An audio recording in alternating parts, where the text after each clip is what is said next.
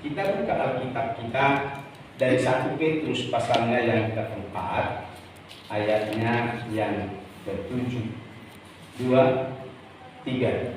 Kesudahan segala sesuatu sudah dekat.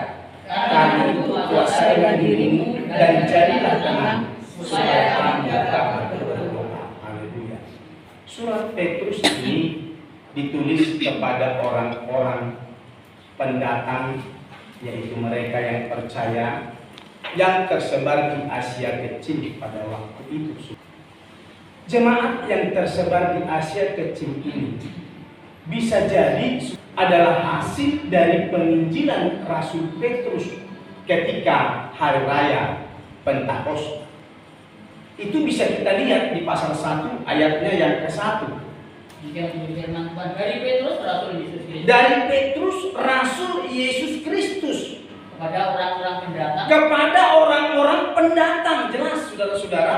Dari Petrus kepada orang-orang pendatang Yang tersebar di Pontus. yang tersebar di Pontus, Galatia, Kapadokia, Asia Kecil, dan Bitinia. Jadi ini bisa kemungkinan adalah jemaat hasil penginjilan Rasul Petrus ketika hari Pentakosta. Lalu mereka tersebar berada di mana-mana, dan ada di Asia Kecil, ada di Pontus, ada di Galatia, ada di Kapadokia, di Asia Kecil dan Bitinia.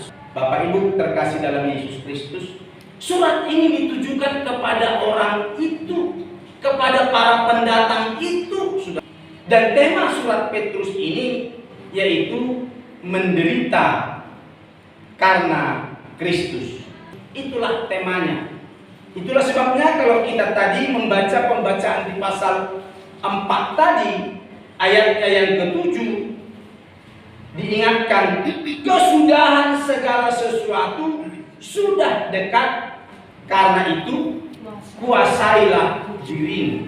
Ya. Jadi mereka pada waktu itu, jemaat-jemaat ini ingin dihiburkan, ingin dikuatkan oleh Petrus supaya mereka tetap ada di dalam Kristus dan tidak bergeser, tidak berubah dari percaya kepada Yesus. Mengapa Rasul Petrus menyampaikan ini kepada jemaat baru yang tersebar di Asia Kecil pada waktu itu?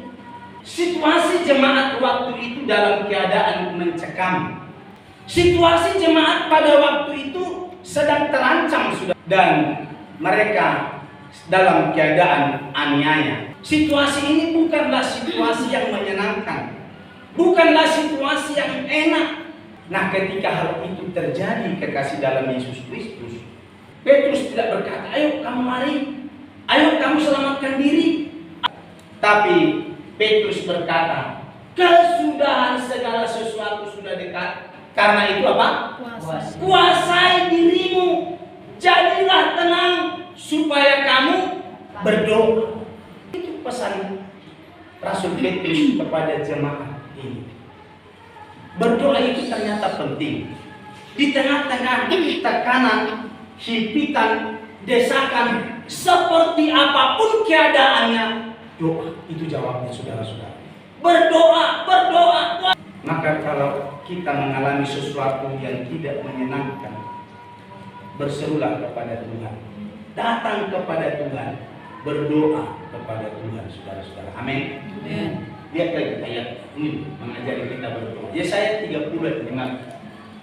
Sebab beginilah firman Tuhan Allah yang Maha Kudus, Allah Israel. Dengan bertobat dan tinggal diam, kamu diselamatkan. Dan tinggal tenang dan percaya, terletak kekuatan berdoa, saudara-saudara. Kita lihat bahwa berdoa itu begitu penting. Nabi Yesaya juga ingatkan, doa. Kamu tenang, doa. Kamu tenang, kamu berdoa. Itu diingatkan, saudara-saudara. Petrus mengingatkan kepada kita melalui ayat yang kita baca, kuasai dirimu. Ya, Bapak Ibu Saudara, berdoa. Berdoa itulah satu-satunya yang menjadi andalan kita. Jangan panik di tengah situasi yang tidak menyenangkan, tapi tenanglah. Berikan waktu kita untuk berdoa, cari Tuhan. Kita lihat saudara-saudara, contoh-contoh orang yang tidak panik saat menghadapi masalah, ancaman, kesulitan. Mereka datang berdoa. Saudara. Kita lihat contoh yang pertama, Daniel. Saudara, Daniel ini sedang mengalami tekanan, ancaman. Tapi Daniel tidak panik di tengah situasi itu, kekasih dalam Yesus Kristus. Daniel 6 ayat 8 sampai 11, perhatikan. Saya baca di depan saja. Semua pejabat tinggi kerajaan ini, semua penguasa dan wakil raja, para menteri dan bupati telah mufakat supaya dikeluarkan kiranya suatu penetapan raja dan ditetapkan suatu larangan agar barang siapa yang dalam 30 hari menyampaikan permohonan kepada salah satu dewa atau manusia kecuali kepada tuanku ya raja, maka ia akan dilemparkan ke dalam gua singa. Oleh sebab itu ya raja, keluarkanlah larangan itu dan buatlah suatu surat perintah yang tidak dapat diubah menurut undang-undang orang Media dan Persia yang tidak dapat dicabut kembali. Sebab itu Raja Darius membuat surat perintah dengan larangan itu. Demi didengar Daniel bahwa surat perintah itu telah dibuat, pergilah ia ke rumahnya dalam kamar atasnya. Ada tingkap-tingkap yang terbuka ke arah Yerusalem. 3 kali sehari ia berlutut berdoa serta memuji Allahnya seperti yang biasa dilakukannya. Pada satu ketika Raja Darius menjadi pemimpin, menjadi raja, dia mengangkat para wakilnya, jumlahnya cukup banyak. Berapa orang? 120 menterinya, saudara-saudara. Lalu membawahi 120 orang ini diangkat lagi 3 pejabat tinggi. Salah satu siapa? Daniel membawahi 120 orang ini. 120 orang ini tidak senang kepada Daniel. Ngopo iki orang? Kok ini yang membawahi kami? Tidak suka mereka. Lalu mereka punya cara bagaimana menggulingkan Daniel dari kedudukannya sebagai pemimpin mereka, saudara-saudara. Lalu dengan cara mereka membujuk raja, berkata begini kepada Raja Darius, buatlah peraturan raja. Diminta oleh 120 orang ini kompak, buat satu peraturan ya raja, bahwa setiap orang yang ada di bawah pemerintahanmu harus bersujud menyembah kepada Raja Darius. Barang siapa dalam 30 hari ini tidak menyembah kepada Raja Darius, buang ke gua singa. Itu satu konsekuensi. Lalu singkat cerita, Raja Darius pun keluarkan surat perintah itu. Maka di ayat yang ke-8 katanya begini tadi. Semua pejabat tinggi kerajaan ini, semua penguasa dan wakil raja, para menteri dan bupati telah mufakat supaya dikeluarkan kiranya suatu penetapan raja dan ditetapkan suatu larangan agar barang siapa yang dalam 30 hari menyampaikan permohonan kepada salah satu dewa atau manusia kecuali kepada raja, maka ia akan dilemparkan ke dalam gua singa. Wes beredar, diketahui, termasuk Daniel tahu bahwa ini ancaman luar biasa. Jika tidak turut menyembah kepada Raja Darius, mereka akan dilemparkan dalam gua singa. Sudah Bapak Ibu, Daniel pasti mati, tidak bakal hidup lagi. Dalam kondisi yang seperti itu, dalam kondisi yang terdesak, dalam kondisi yang terjepit bagi Daniel, dia tidak panik sudah, tapi dia tenang. Seperti ayat yang ke-11 dikatakan, demi didengar Daniel, sudah keluar perintah itu, bahwa surat perintah itu telah dibuat, pergilah ia ke rumahnya, dalam kamar atasnya ada tingkap-tingkap yang terbuka ke arah Yerusalem. 3 kali sehari ia berlutut, berdoa, serta memuji Allahnya seperti yang biasa. Tidak ada perubahan dalam hidup Daniel. Tetap memuji, tetap menyembah, tetap berdoa kepada Tuhan. Padahal situasinya tidak menguntungkan, saudara-saudara. Dia dalam keadaan terjepit, tapi tidak mengganggu hubungan Daniel untuk bersekutu kepada Tuhan. Itu sebabnya tadi Rasul Petrus ingatkan kepada orang-orang percaya yang tersebar di Asia Kecil itu. Karena itu, kuasai dirimu, jangan kau panik. Jadilah tenang supaya kamu berdoa. Kita lihat contoh yang kedua, Paulus dan Silas. Paulus dan Silas karena memberitakan Injil, karena memberitakan firman, dia dimasukkan ke dalam penjara. Apakah Paulus panik? Tidak. Apakah Paulus gelisah? Tidak juga. Apakah Paulus menyesal dengan berita yang disampaikannya? Tidak juga. Kita lihat di sini. Kisah Rasul 16:24-26. Sesuai dengan perintah itu, kepala penjara memasukkan mereka ke ruang penjara yang paling tengah. Ya. Dan membelenggu kaki mereka dalam pasungan yang kuat. Tetapi kira-kira tengah malam Paulus dan Silas berdoa, menyanyikan puji-pujian kepada Allah, dan orang-orang hukuman lain mendengarkan mereka. Akan tetapi terjadilah gempa bumi yang hebat, sehingga sendi-sendi penjara itu goyah, dan seketika itu juga terbukalah semua pintu dan terlepaslah belenggu mereka semua. Kita lihat, ini adalah contoh bagaimana Paulus dan Silas ketika mereka beritakan firman, ditangkap, dimasukkan ke dalam penjara. Alkitab menulis mereka dimasukkan dalam penjara yang paling tengah. Tidak cukup hanya itu, tapi kaki mereka terbelenggu kuat. Mereka dipasung, saudara-saudara, ya, kaki mereka dalam pasungan yang kuat. Hebat, saudara. Tidak cukup di penjara lalu tangannya bebas, kakinya bebas, bisa berdiri. Tidak ternyata. Tapi mereka harus dipasung berdua. Apakah mereka ketakutan? Tidak juga. Apakah mereka panik? Tidak juga. Apakah mereka menyesal dan tidak mau lagi berdoa? Ngapain ikut Tuhan? Apakah begitu? Tidak juga, saudara-saudara. Tapi di tengah situasi yang sangat mencekam dan mengerikan itu, Paulus dan Silas, Alkitab katakan tadi di ayat 25, tengah malam Paulus, Silas berdoa, menyanyikan puji-pujian kepada Allah. Semua orang yang ada dalam tahanan itu dengarkan mereka bernyanyi dan berdoa. Apakah mereka malu? Tidak malu, saudara-saudara. Berdoa tidak malu, nyanyi tidak malu. Biarpun ada banyak orang mendengarkan sekitar mereka, tetap berdoa. Di tengah kondisi itu, ayat 26 mengatakan tadi, ternyata Tuhan buat satu gempa. Semua penjara itu hancur dan mereka pun terbebas. Tidak ada satupun yang kecelakaan karena gedung yang rusak itu. Mereka bebas. Alkitab katakan sehingga sendi-sendi penjara itu goyah, dan seketika itu juga terbuka semua pintu, terlepas belenggu mereka semua. Bebas, saudara-saudara. Apakah mereka lari? Tidak.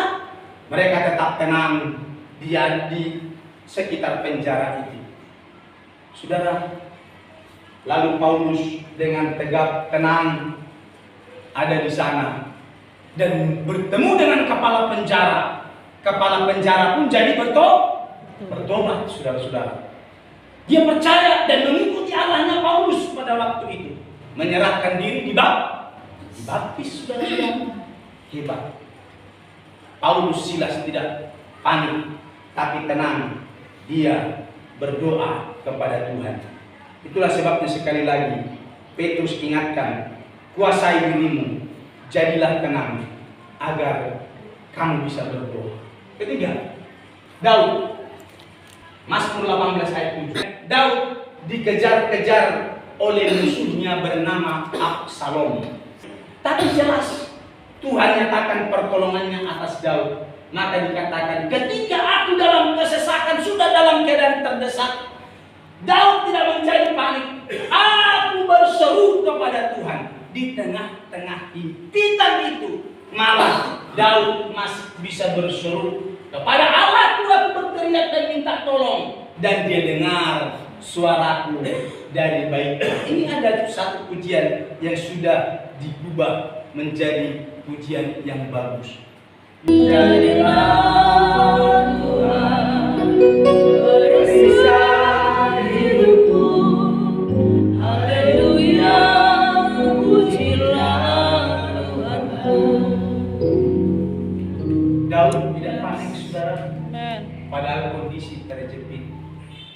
di tengah situasi itu, tunjukkan dulu ayatnya.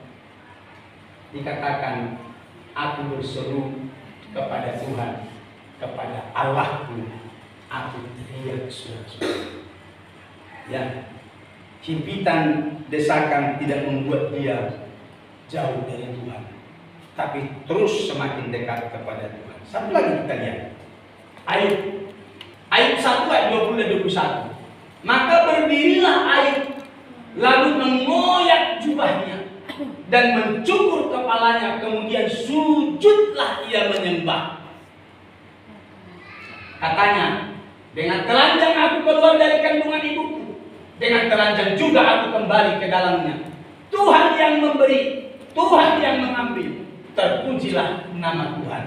Ini situasinya pada waktu anaknya ada 10 orang berkumpul bersama-sama di rumah anak paling besar. Mereka pesta pora, mereka bersuka-suka pada waktu senang sukacita. Mereka bisa bernyanyi, mereka berlompat dan segala macam. Mereka ada di tengah-tengah situasi yang sangat menyenangkan waktu itu. Saudara, dalam situasi itu mereka kondisi suka-suka, senang-senang. Ada satu angin besar dan merobohkan rumah mereka tinggal dan roboh. Semua mereka mati. Ada yang terluput, saudara-saudara, yaitu pegawainya Ayub. Ya, lalu pegawainya mendatangi Ayub. Ayo, anakmu yang ke-10 orang yang berkumpul di rumah paling sulung mati semua. Tidak satu pun yang selamat. Aku sendiri yang selamat, katanya kepada Ayub. Coba saudara, orang tua mana yang tidak stres, yang tidak menangis ketika mendengarkan berita bahwa anaknya 10-10-nya habis, tidak satu pun tertinggal. Satu di rumah sakit, kira-kira begitu.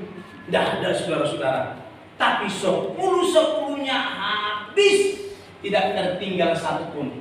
Ketika Ayub mendengarkan itu, kita lihat dukanya mesti, saudara-saudara, seperti kalau kita merasakan duka. Tapi di sini berbeda, saudara-saudara. Cara Ayub itu dikatakan lalu mengoyak jubahnya. Bukti bahwa dia sedang berduka. Anak 10 habis, seperti itu, saudara-saudara. Berdirilah Ayub, lalu mengoyakkan jubahnya dan mencukur kepalanya. Ini bukti dukanya. Tapi kemudian sujudlah ia dan menyembah. Katanya kepada Tuhan, telanjang aku keluar dari kandungan ibuku, dan telanjang juga aku kembali ke dalamnya. Tuhan yang memberi mereka yang ke-10 itu, tapi Tuhan juga yang mengambil. Kemuliaan hanya bagi Tuhan. Coba saudara, hebat ini. Saya kira orang seperti Ayub ini jarang kita temukan. Satu aja anak kita, kalau sampai dijibuk sama Tuhan, aduh saudara-saudara, kita terngiang-ngiang dengan itu. Apalagi ada kebaikan-kebaikan yang pernah dia buat, ada kesan-kesan yang pernah dia buat, kita akan teringat dengan itu dan membuat kita bisa menangis, kira-kira begitu saudara-saudara. Tapi lihat ini, Ayub bilang, Tuhan kau yang memberikan, tapi Tuhan kau yang ambil saat ini. Kemuliaan hanya bagi Tuhan. Coba saudara, orang seperti ini masih bisa memuji Tuhan. Luar biasa. Inilah keberadaan dari Ayub. Mereka enggak panik. Kita lihat tadi teladan dari 4 orang ini. Ketika berdoa, mereka tidak panik di tengah situasi tidak menguntungkan itu. Maka Rasul Petrus, karena itu kuasailah dirimu. Kesudahan segala sesuatu sudah dekat. Kuasai dirimu, jadilah tenang, supaya kamu dapat berdoa. Bapak Ibu Saudara, hari-hari ini dunia juga tidak tenang. Ya, kita lihat 2 minggu ini bom di Iran, bom di Israel, bom di Amerika Serikat. 3 negara, 2 lawan 1, saudara-saudara. Ya, dan tenang. Kita lihat lagi bagaimana Pak Kepala Negara kita sering bertemu dengan para menterinya. Antisipasi supaya minyak tidak sampai kebobolan, jangan sampai kurang. Nanti harga minyak bisa melonjak tinggi. Yuk coba netralkan, tetap tenang, dibuat suasana tenang kita sebagai warga bangsa, saudara-saudara. Ya. Jadi ini diupayakan. Kalau terus berkelanjutan, harga minyak itu akan melambung, semua pun akan mengikuti. Kalau udah ngikuti, belanja munda, woi teriak-teriak. Kira-kira bisa berdoa enggak gitu loh saudara? Itu, ya. Masih bisa berdoa enggak? Tapi kita lihat Petrus ini, kuasai dirimu, jadilah tenang, berdoa. Saudara, kalau ini terjadi, bahan pokok mulai naik melonjak, harganya luar biasa, saudara-saudara. Situasinya saat ini sungguh tidak nyaman dan tidak baik, saudara-saudara. Ya, yang saya mau katakan, jangan panik, tapi tetaplah berdoa. Karena firman Tuhan sudah memberitahukan kepada kita lebih dulu bahwa pada hari-hari terakhir akan makin berat. Tunjukin satu ayat lagi, ini terakhir. Ya, lihat ini. 2 Timotius 3:1 apa dikatakan? Ketahuilah bahwa pada hari-hari terakhir akan datang masa yang sukar. Menjelang kedatangan Yesus kali yang kedua akan ada diawali dengan masa-masa yang sukar. Di dalam Matius pasal yang ke-24 dikatakan, bangsa melawan bangsa. Terus akan terjadi gempa bumi, terjadi macam-macam hal, saudara-saudara. Tapi itu baru permulaan. Kalau saat ini sedang diperlihatkan kepada kita seperti saat ini, jangan langsung anggap wah dunia akan berakhir. Belum. Teruslah bersemangat, teruslah kuat di dalam Tuhan. Jangan pernah ngeluh. Amin.